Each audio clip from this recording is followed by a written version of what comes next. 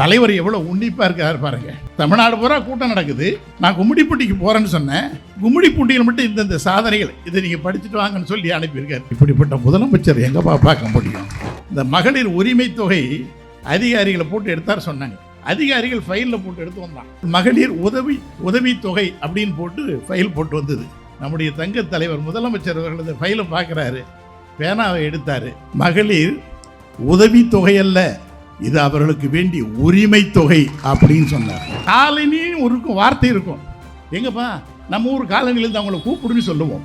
அந்த தலைவன் சொல்லுகிறான், அந்த காலனி என்கிற வார்த்தை அகற்றுங்கள் என்று சொல்லி, ஜாதி பேதத்தை உருவாக்குகிறது என்று சொல்லி காலனி என்கிற வார்த்தை எடுத்துக்க சொன்னார். உங்களுடைய முக்கியமான எதிரி யார் சொல்லுங்க அப்படின்னு கேட்டார். நாங்களாம் நினச்சோம் அதிமுகன்னு சொல்ல போகிறாரு, பிஜேபின்னு சொல்ல போகிறாரு, நம்ம ஏற்றவங்களெல்லாம் நம்ம விட்டு போன துரோகிகளை சொல்ல என்னமெல்லாம் அப்படி நினச்சிருந்தோம். தலைவர் ஒரு நிமிடம் மௌனமாக இருந்து சொன்னார், என்னுடைய முதல் எதிரி வறுமை.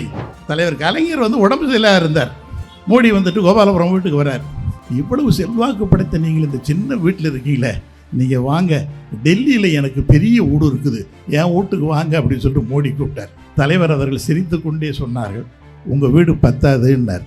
காரணம், எனக்கு 2 கோடி தொண்டர்கள் இருக்கிறாங்க, அத்தனை பேர் தங்கறதுக்கு வீடு இல்லை இப்பன்னு சொன்னார்.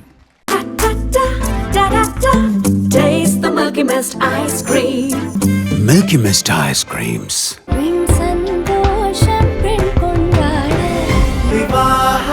மணப்பெண்ணின் பிரத்யேகமான திருமணம் விவாஹா தி சென்னை சில்க்ஸ். நான் கும்மிடிப்பூண்டி பற்றி என்ன சொல்கிறதுன்னு தெரியல. 1967 அப்போ ஒருங்கிணைந்த செங்கற்பட்டு மாவட்டம். அந்த ஒருங்கிணைந்த செங்கற்பட்டு மாவட்டத்திற்கு மாவட்ட மாணவர் திராவிட முன்னேற்ற கழகத்தினுடைய செயலாளராக நான் பொறுப்பேற்றிருந்தேன். அப்போ இங்கே பட்டாபிராம் காலேஜில் ஒரு ஸ்ரீராமுலுன்னு சொல்லிட்டு ஒரு பிரின்சிபல். அப்போ ஒவ்வொரு கல்லூரிக்கு சென்று திமுகவை நாங்கள் உருவாக்குவோம். அப்போ நான் இங்கே வந்திருந்தேன். இந்த கல்லூரிக்கு வந்தபோது நான் வந்திருக்கிறேன்னு சொன்ன உடனே அந்த பிரின்சிபல் ஒருத்தர் சீனிவாசன் சொல்லிட்டு, அவர் பிரின்சிபல், அவர் பிராமின், அவர் பையனை உள்ளே விடாதீங்கன்னு சொல்லிட்டார். அப்போ நம்ம மாணவர்கள்லாம் கிட்டத்தட்ட என் கூட ஒரு 20-30 மாணவர்கள் வெளியே கேட்டுக்கு என்னை உள்ளே கூட்டுறதுக்கு முயற்சி பண்ணுறாங்க, விடலை என்ன. அப்போ நம்ம மாணவர்கள்லாம் சண்டை போட்டிருக்காங்க. அப்போ எங்கிருந்தோ ஒரு குரல், கிட்டத்தட்ட 10 நிமிஷத்தில் ஒரு குரல் ஓடோடி வந்தது, கும்மிடிப்பூண்டி வேணு ஒரு கட்சிக்காரன் அடிபட்டுறன்னா வேணு பக்கத்தில் நின்றார். எங்களுக்கெல்லாம் கை கால் ஓடலை. சரி, நமக்கு எதுக்குப்பா பிரின்சிபலே காலேஜுக்கு உள்ளே விட மாட்டான்னு சொல்கிறான், ஆகவே நாம் ஏன்பா உள்ளே போகணும் அப்படின்னு நான் நினச்சிருந்தேன். வேணு அவர்கள் குரல் கொடுத்தார்கள். பிரின்சிபல் எல்லாம் ஓடிட்டான். நாங்கள் அப்புறம் கல்லூரிக்கு உள்ளே சென்று அமைப்பை உண்டாக்கினோம். அந்த வகையிலே இந்த கும்மிடிப்பூண்டி என் ஊனோடும் உயிரோடும் கலந்த ஒரு ஊர். என்னுடைய நிலமெல்லாம் எல்லாம் இங்கே தான் இருக்குது. அருமை பெருமக்களே, ஆட்சியினுடைய சாதனையை விளக்குகிற இந்த நிகழ்ச்சி, முத்துக்கடல் பதித்து 3 நெறி வளர்த்து கற்று கலை மிகுந்த தாயகமே, கத்துங்கடல் மீது கலங்களில் விளையாடும் காவலன் தென்பாண்டி மண்டலமே, நதியில் விளையாடி தென்னன் மதியில் தவிழ்ந்த தமிழ்த்தாயின் தலைமகன் தலைவருடைய ஆட்சியை பற்றி இங்கே பேச வந்திருக்கிறோம். பலா தமிழ் உள்ளம், பால் தமிழ் சிரிப்பு, நிலா தமிழ் முற்றம், நீர்தமிழ் ஊற்று, உலா தமிழ் காற்று, உயிர் தமிழ் கொள்கை, வான் தமிழ் விளக்கம், வேந்தமிழ் அடக்கம் என்று சொல்லி இடியா புயலா எரிமலையின் தீப்பிழம்பா, வெடியா படைமுரசா வெளிச்சவரி, மின்னல் கொடிய தாயின் மடியா, மலர்த்தேனா மதுவுதட்டு முத்தம் என்னவென்று சொல்வது, உடன்பிறப்பே என்று சொல்லி உணர்ச்சி போக நெருப்பறிகளை நம்ம எல்லாம் சொத்து வைக்கிறோம். தளபதியை பற்றி என்ன சொல்லுவது? சூரியனோடு சொக்கட்டான் ஆடுகிற தலைவன், சூரியனோடு சொக்கட்டான் ஆடுகிற தலைவன், கிழக்கை வெடுக்க செய்து கீழ்வானத்தை சிவக்க செய்கிற மேலவன், கடந்து போன மேகங்களுக்காக ஏங்கி போகிற தலைவர்கள் நம்முடைய தலைவர், கடக்க போகிற மேகங்களை தரைக்கிடுகிற ஆற்றல் படைத்த தலைவர் அவர்கள். யாப்பிலா பாடலேனும் யார்தரும் கவிதையேனும் மாப்பிலா போல் மடியில் வாங்கி காப்பலா தமிழ் நெஞ்சில் காலமெல்லாம் வீட்டு இருக்கும் மூப்பிலா தமிழ் முத்தமிழறிஞர் பெற்றெடுத்த பிள்ளை அல்லவா அந்த பிள்ளையினுடைய ஆட்சி. எப்படி தூங்கும் புலியை பறை கொண்டு எடுப்போம், தூய தமிழரை தமிழ் கொண்டு எழுப்போம் என்று சொல்லி, வெங்குடுமை சாக்காட்டி விளையாடும் தோள்கள் எங்கள் தோள்கள் என்று சொல்லி, கோடி நிலவு குளிர்ச்சி தருகிற தலைவன், கோடி நிலவுகள் ஒன்றாக சேர்ந்து குளிர்ச்சி தருகிற தலைவன், கல் தோன்றுவதற்கு முன்னாக சூழ் தோன்றிய சூரியனில் நெருப்படுத்து சூழ்ச்சிகளை முறியடித்து எரிமலையில் நெருப்படுத்தி ஏழைகளுக்கு உணவளிக்கிற ஆற்றல் வாய்ந்த தலைவர் தளபதி அவர்கள்.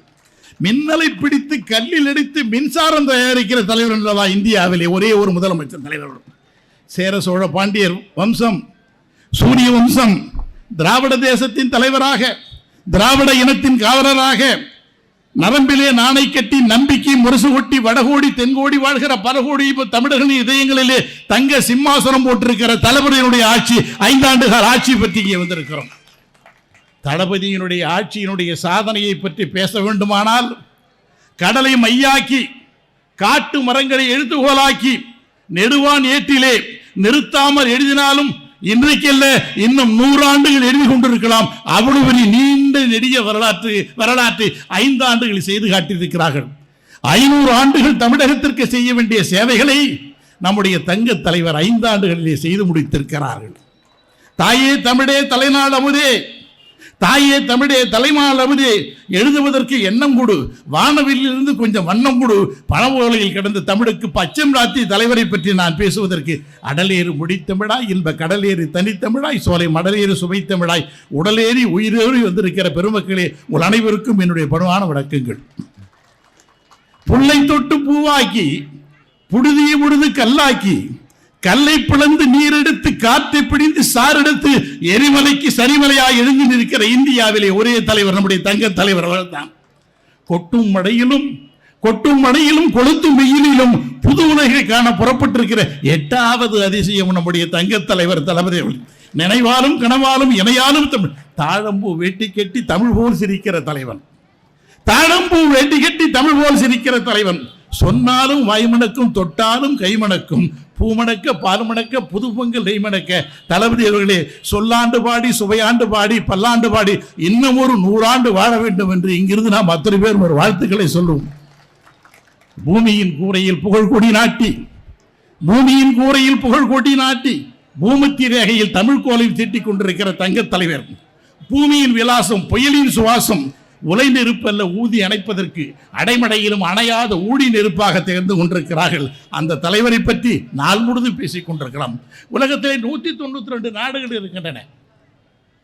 இந்தியாவில் உலகத்திலே 192 நாடுகள் இருக்கின்றன. 400 கோடி மக்கள் இருக்கிறார்கள். அந்த 4 கோடி மக்களுக்கும் 8 கோடி மக்கள் பேசுகிற மொழியில் பேசுகிற தலைவர் நம்முடைய தங்க தலைவர் தளபதி அவர்கள் தான். அந்த ஆட்சியை பற்றி நாள் முழுவதும் சொல்லிக் கொண்டிருக்கலாம். இன்றைக்கி நான் இங்கே போகணும்னு சொன்னேன். தளபதி அவர்கள் ஒரு லெட்டர் ஒன்று அனுப்பினார். காலையில் வந்தவொடனே பிரித்து பார்த்தேன். அதில் கும்மிடிப்பூண்டி தொகுதிக்கு மட்டும் என்னென்ன சாதனைகள், தலைவர் எவ்வளோ உன்னிப்பாக இருக்கார் பாருங்க. தமிழ்நாடு பூரா கூட்டம் நடக்குது. நான் கும்மிடிப்பூண்டிக்கு போகிறேன்னு சொன்னேன். கும்மிடிப்பூண்டியில் மட்டும் இந்தந்த சாதனைகள், இதை நீங்கள் படிச்சுட்டு வாங்கன்னு சொல்லி அனுப்பியிருக்கார். அவர் கொடுத்த லிஸ்ட்டை மட்டும் படிக்கிற பாருங்க. ஒரு முதலமைச்சர் 234 தொகுதி, தமிழ்நாட்டினுடைய எங்கேயோ கடகோடியில் இருக்கிற கும்மிடிப்பூண்டியை பற்றி நினைத்து இதையெல்லாம் சொல்லிவிட்டு வாருங்கள் என்று சொன்னார்கள். இப்படிப்பட்ட முதலமைச்சர் எங்கப்பா பார்க்க முடியும்? சுண்ணாம்பு குளத்தில் புதிதாக மீன்பிடி இறங்குதளம், பெரியகுப்பம் கிராமத்தில் மீன் இறங்குதளம், வேலகாபுரம் மற்றும் மாமண்டூர் ஊராட்சிகளுக்கு புதிய கூட்டு குடிநீர் திட்டம், பெரியபாளையம் பவானியம்மன் ஆலயத்திற்கு திருப்பணிகள், பெரியபாளையம் பவானியம்மன் ஆலயத்துக்கு பிரசாதம் வழங்கும் திட்டம், எல்லாபுரம் ஊராட்சி ஒன்றியம் அலுவலகத்திற்கு புதிய கட்டிடம், ஊத்துக்கோட்டையில் நெல் சேமிப்பு கிடங்கு, வெங்கல் பெரியபாளையம் ஆகிய ஊர்களில் ஆரம்ப சுகாதார நிலைய கட்டிடம், பெரியபாளையம் கால்நடை மருத்துவ கட்டிடம், எல்லாபுரம் வட்டார பொது சுகாதார ஆய்வு கட்டிடம், ரெட்டம்பேடு ஆகிய ஊர்களில் ஊராட்சி மன்ற அலுவலக கட்டிடம், குருத்தனாம்பேடு கும்மிடிப்பூண்டி ஆகிய இடங்களில் பயணியர் நிழற்குடைகள், தேர்வாய் மேல் முதல்வேடு ராக்கம்பாளையம் ஓபசமுத்திரம் மதுரவாதல் ஆலப்பாக்கம் ஆதங்கினூர் ஆகிய ஊர்களுக்கு புதிதாக மின்மாற்றி, மாநெல்லூர் ஓபசமுத்திரம் ஆகிய ஊர்களுக்கு புதிய நீர்த்தேக்கம் தொட்டி, கும்மிடிப்பூண்டி ஒருங்கிணைந்த வேளாண்மைத்துறை அலுவலக கட்டிடம், கவரப்பேட்டை ராக்கம்பாளையம் ஆகிய இடங்களில் துணை வேளாண்மை விரிவாக்க மையம் மற்றும் விதை சுத்திகரிப்பு நிலையம். இதை பூரா எழுதி கொடுத்து கும்மிடிப்பூண்டியில் போய் பேசிட்டு வான்னு ஒரு முதலமைச்சர் சொல்கிறாருன்னா இந்த மண்ணை பற்றி இந்த மனிதன் எப்படி நினைத்து கொண்டான்? கடந்த 5 ஆண்டுகளில் ஒரு சேமிப்பு மட்டும்தான், சும்மா ஒரு சாம்பிள் தான் இது. இந்த தலைவருடைய சாதனைகள் என்ன சொல்கிறது?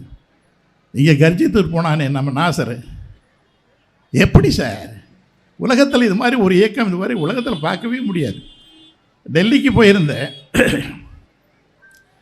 அங்கே ஒரு முதலமைச்சர் என் கூட ஒரு 4 தடவை எம்பியாக இருந்தவர், என் பக்கத்து சீட்டு.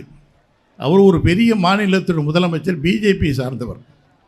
அவர் என்னை பார்த்து கேட்டார், என்ன சார் உங்கள் முதலமைச்சர் நிறைய சாதனைகள் பண்ணுறாரு அப்படின்னு சொல்லிட்டு கேட்டார். ஆமாங்க அப்படின்னு நானே வியந்து போகிறேன் அப்படின்னு சொல்லிட்டு சொன்னார். அப்போ நீங்கள் எந்த சாதனையை சொல்கிறீங்க அப்படின்னு கேட்டேன். அவர் சொன்னார், உங்கள் முதலமைச்சர் வந்து நல்ல நேரேட்டர், ஆரேட்டர், கிரியேட்டர், விஷன் இவனும் உள்ள ஒரு முதலமைச்சர் அப்படின்னு கேட்டார். சொன்னார், எதை சொல்கிறீங்கன்னு சொன்னேன். உங்கள் முதலமைச்சருடைய சாதனைகள்லாம் நீங்கள் சொல்லுங்கன்னாரு. என்ன நான் சொன்னேன், முதல் சாதனையாக சொன்னேன், விடியல் பயணம், நகர பேருந்துகளில் இலவசமாக மகளிர் போகலான்னு சொல்லிட்டு இந்தியாவிலேயே பெண்கள் இலவசமாக போகணும்னு பேருந்தில் கொண்டாடின ஒரு திட்டத்தை எங்கள் முதலமைச்சர் தான் கொண்டாந்து.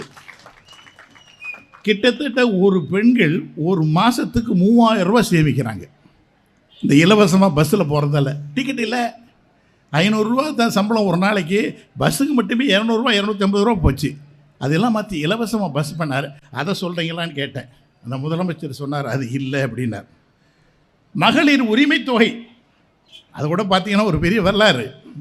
இந்த மகளிர் உரிமை தொகை அதிகாரிகளை போட்டு எடுத்தார் சொன்னாங்க. அதிகாரிகள் ஃபைலில் போட்டு எடுத்து வந்தான். மகளிர் உதவி தொகை அப்படின்னு போட்டு ஃபைல் போட்டு வந்தது. நம்முடைய தங்க தலைவர் முதலமைச்சர் அவர்கள் இந்த ஃபைலை பார்க்குறாரு, பேனாவை எடுத்தார். நாங்கள் பக்கத்தில் நிற்கிறோம். மகளிர் உதவி தொகை அல்ல, இது அவர்களுக்கு வேண்டிய உரிமை தொகை அப்படின்னு சொன்னார். மாதம் 1000 ரூபா அள்ளி கொடுக்குறாரப்பா. இந்த வருஷம் பொங்கலுக்கு எங்கள் வீட்டுக்கு போயிருந்தேன், எங்கள் அன்னிக்கு போயிருந்தேன். அன்னிக்கு போனோடனே பணம் வந்து எப்போ போனாலும் பொங்கலுக்கு பணம் கொடுப்பேன். அப்போ பணம் கொடுத்துட்டு எங்கள் அண்ணி சொல்லிச்சு, வேணாம்பா அப்படின்னுச்சு. ஏன் அண்ணி அப்படின்னேன், இங்கே முதலமைச்சர் வந்து பணம் 1000 ரூபா மாதம் மாதம் கொடுத்துக்குறோம், அதுவே எனக்கு போதும், உன் பணம் வேணாம்பா அப்படின்னு சொல்லிச்சு. மாதம் 1000 ரூபாய் அள்ளி தருகிற வள்ளல் அரசல்லவா கடந்த 5 ஆண்டுகளா? எப்படிப்பட்ட முதலமைச்சர்? அதுவான அந்த முதலமைச்சரை கேட்டேன். இல்லை, அதுவும் இல்லை அப்படின்ட்டார். பெண்களுக்கு உள்ளாட்சியில் 50% ஒதுக்கிட்டாங்களே, 50% பெண்கள் வந்து தலைவராக இருக்கிறாங்களே, 50% ஒதுக்கி இருக்காங்களா, அதை பற்றிக்கலான்னு கேட்டேன். அதுவும் இல்லைன்னு சொல்லிட்டார். வேலை வாய்ப்பில் 42% ஒதுக்கி கொடுத்துருக்குறோமே பெண்களுக்குன்னு கேட்டேன். அதுவும் இல்லைன்னு சொன்னார். காலை உணவு திட்டம் இந்தியாவில் எந்த மாநிலத்திலேயும் கிடையாது.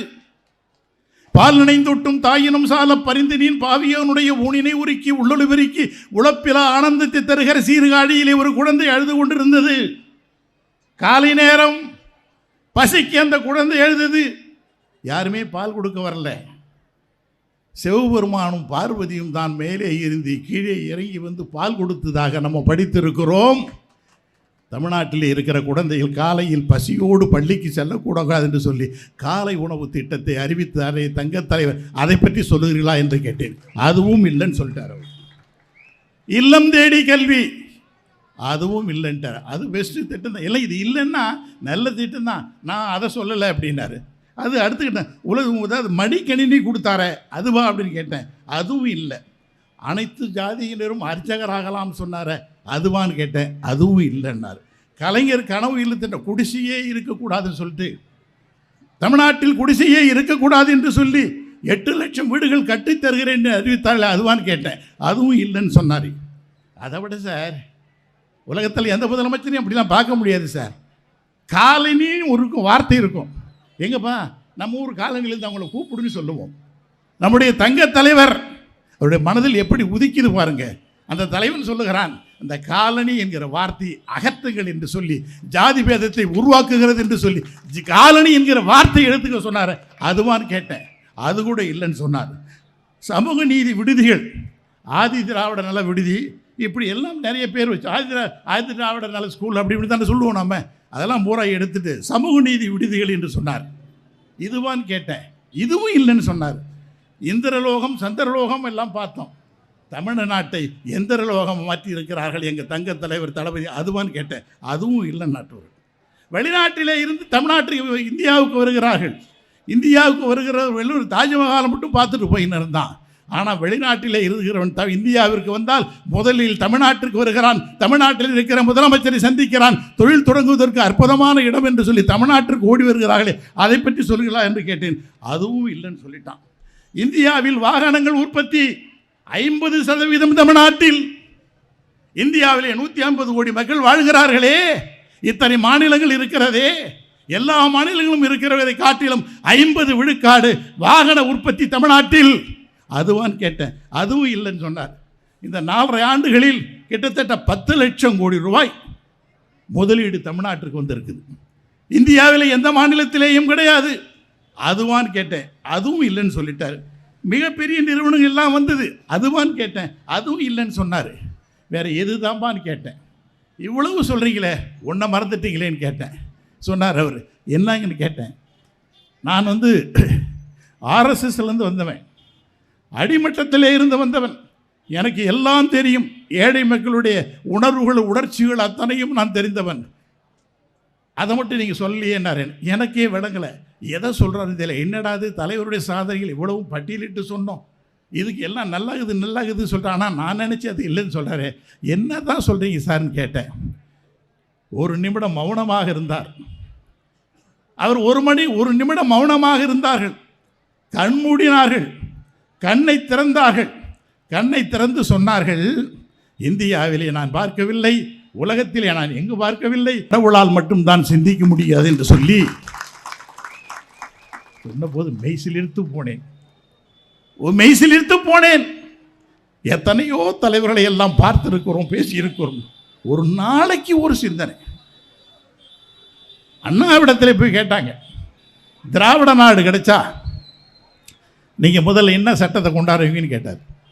அவர் சொன்னார், திராவிட நாடு கிடைச்சா நான் முதல்ல செய்கிறது ஜாதி ஒழிப்பேன் என்று அண்ணா சொன்னார்.